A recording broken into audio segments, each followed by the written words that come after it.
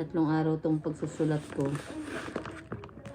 Tumbas ng 3 araw ng ano, recording, charting ng pasyente.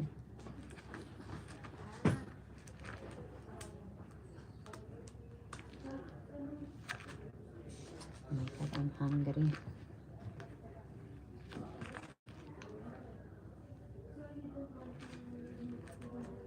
Dahil dyan memo, sinabi kong memo, mag-uuto-harang muna ako memo.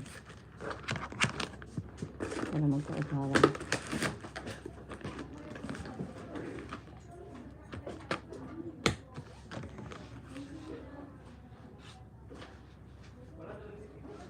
Internet. Ito natin ito. Wi-Fi. Studio.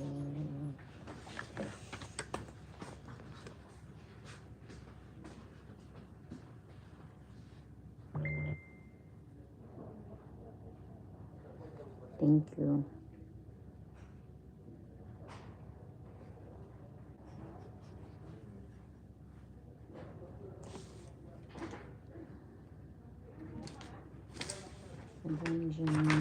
Shirley, my loves. Thank you, Shirley, my loves.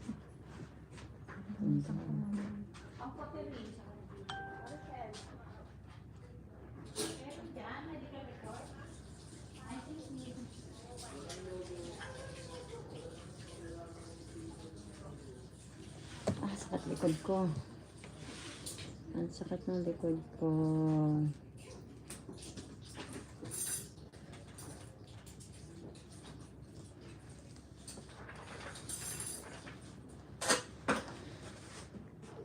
Jimmy, lagyan mo. Scratch ba?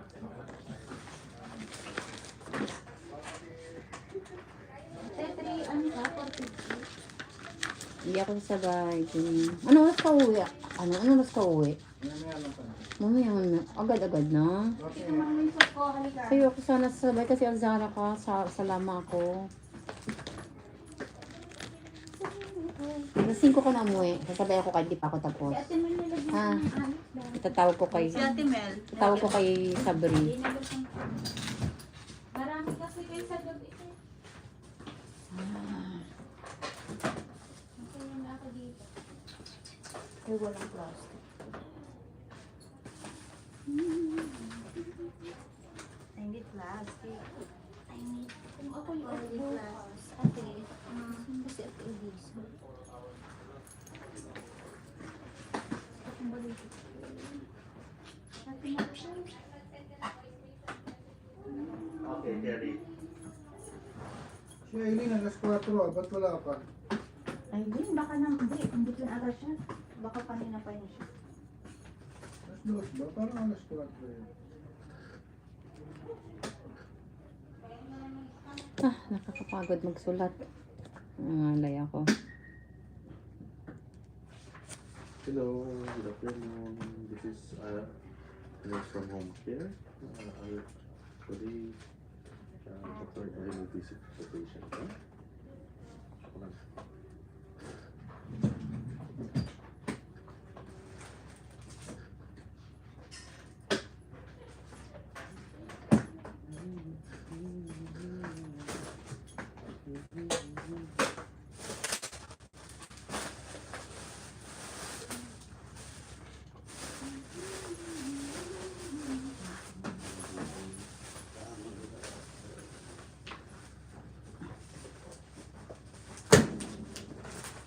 Ito yung si Abdel Malki, di ba? Walang Pakisend number na yung lang daw. sinand mo. Ha? Wala bang number? Ito bang Abdel? Ito ba? 019. Patingin ng number niya. Ito na yata. Siya. Siya yan. Ay, 053-864 919 ang dulo. 2419. Yes. Bisaya yan, si Levi. Okay. Kalahi natin.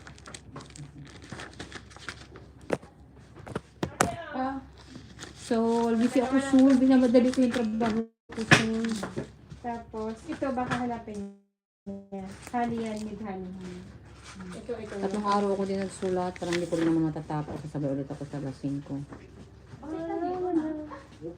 Ha? Kasi nasira na rin. Balik na